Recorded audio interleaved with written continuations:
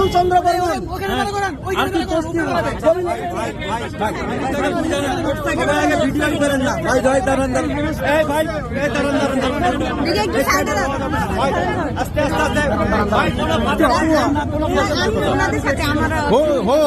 গণমাধ্যম জি ভাই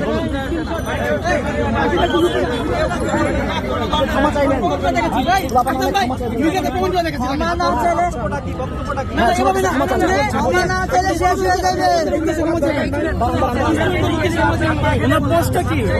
উনি কবি নজরুল কলেজ ইংরেজি ডিপার্টমেন্টের একজন লেকচারার।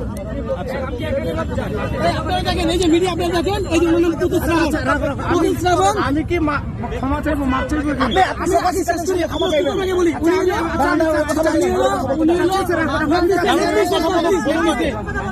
আপনি এখন কোনো কিছু বলবেন না, এখন আমরা বলবো আপনি শুনবেন।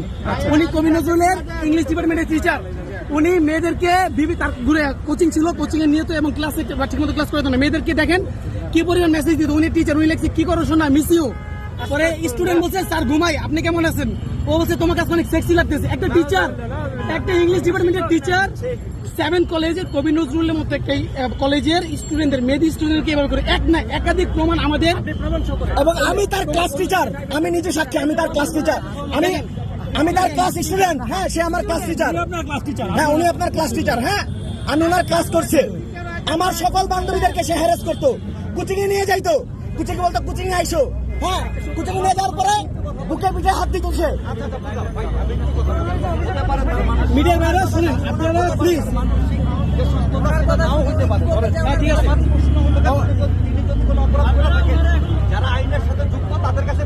উনি সকলের সামনে ক্ষমা চাইবে। উনি ওনার শিক্ষার্থীরা আছে, কবি নজরুলের শিক্ষার্থীরা আছে, এখানে ক্ষমা চাইবে। উনি কি বলতে চাই একটু শুনি। আপনি বলেন, আপনার কিছু কথা শুনতে চাচ্ছি আমরা।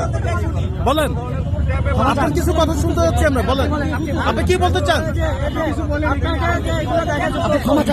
ভাই, আপনি তো একজন লেকচারার, তাই না? লেকচারার না আপনি? লেকচারার আপনি কথা বলতে পারছেন না কেন? কথা বলেন।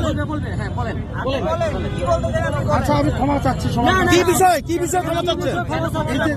যেসব অভিযোগ আছে এগুলোর জন্য আমি ক্ষমা চাচ্ছি। এই অভিযোগগুলো কি সত্যি কিনা আগে বলেন আপনি, যে আপনাদের যে এলিগেশনগুলো লাগানো হয়েছে এগুলো যে আপনি সত্যি আছে?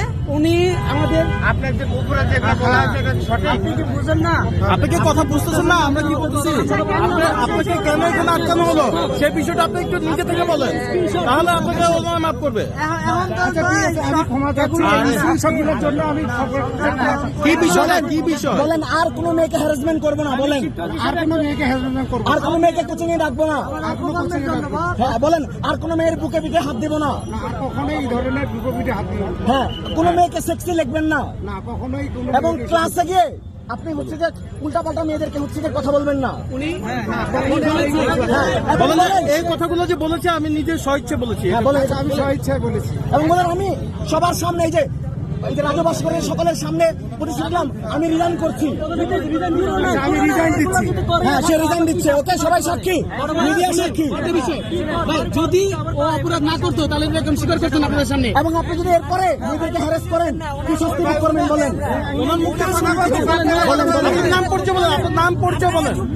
উনি কি বলেন? আপনার নাম পরিচয়, আপনার কোন জায়গায় চাকরি করেন সেটা দিয়ে শুরু করে বলেন। আচ্ছা, আমার নাম হচ্ছে পুতুল চন্দ্র বর্মন, আমি কবি নজরুল কলেজের লেকচারার। হ্যাঁ, তারপরে কোন বিভাগের লেকচারার? ইংরেজি বিভাগে। হ্যাঁ, কি বিষয়ে ছাত্ররা আপনাকে আটক করেছে এখানে বলেন? বিভিন্ন বিষয়ে সেক্সুয়াল হ্যারাসমেন্টের বিষয় নিয়ে। কাকে হ্যারাসমেন্ট করছেন? ছাত্রদের না ছাত্রীদের? ছাত্রীদের। হ্যাঁ, এটা কি আপনি করছেন? আপনি কি করছেন বলেন না? আপনি কি হ্যারাসমেন্ট করছেন? ভাই, কেন হবে না? ওরে ক্যাম্পাসে বলবেন, প্রমাণ আছে। আপনি কথা বলেন না, আপনি কি করছেন নাকি বলেন? হ্যারাসমেন্ট করছেন সেক্সুয়াল ছাত্রীদের? মাঝে আমি বলি তাহলে যেহেতু সবাই বলতেছে মাঝে আমার মোবাইল হেবানা বলেন, হেবানা বলেন, হেবানা বলেন, স্বীকার করছে।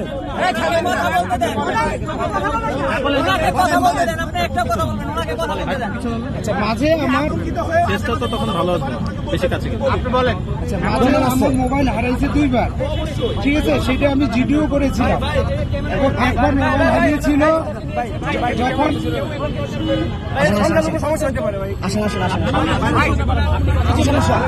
ডিরেক্ট প্রমাণ আছে, হ্যারাস করছে আমার বোন রে, আমাদের বন্ধুদের।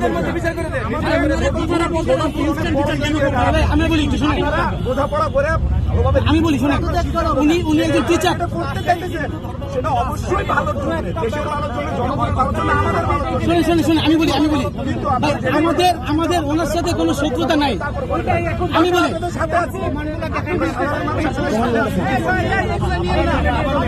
আচ্ছা ঠিক আছে, আমি স্বইচ্ছায় বলছি, হ্যাঁ আমি ক্ষমা চাচ্ছি, এই ধরনের কাজ আর কখনো করবো না। আমি অলরেডি রিজাইন করেছি, আমি বলেও দিয়েছিলাম অলরেডি আমি আমাদের কলেজে প্রিন্সিপালের দায়িত্বে আছেন, হ্যাঁ, সেখানেও আমি ওইটা অলরেডি জানিয়ে দিয়েছিলাম স্যারকে আজকে, ঠিক আছে। আর আমি সবার সামনে ক্ষমা চাচ্ছি, এই ধরনের কাজ আর করবো না, হ্যাঁ। ঠিক আছে, ওকে। আমার সাথে